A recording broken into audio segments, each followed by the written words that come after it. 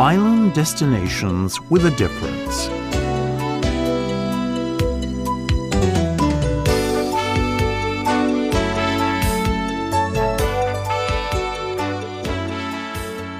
A lot of people visit islands for their holidays. But you shouldn't just travel to resort islands. Take a look at these two weird but wonderful islands. Tashirojima Island, Japan. This small island off the east coast of Japan has only around 100 human residents, but thousands of stray cats. In fact, the island's nickname is Cat Island. In the 18th and 19th centuries, thousands of people lived there and raised silkworms to make silk for clothes. But mice were destroying these silkworm farms, so farmers brought in cats from the mainland to chase them away. When silk stopped being made there, most people left, but the cats remained, and their numbers exploded.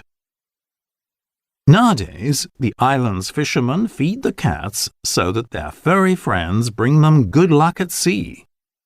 Lots of tourists visit the island, and you can even stay there overnight in cat-shaped cabins. You can also take part in regular cat photo contests.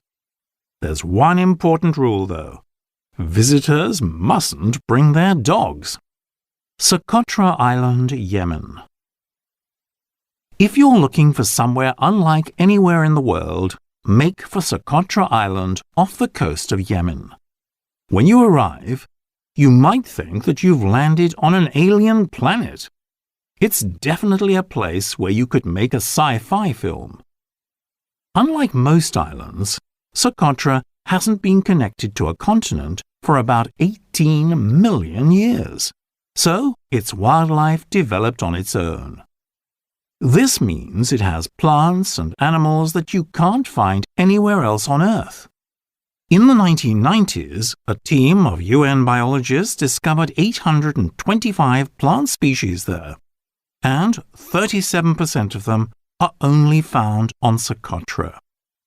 Many of them look very strange.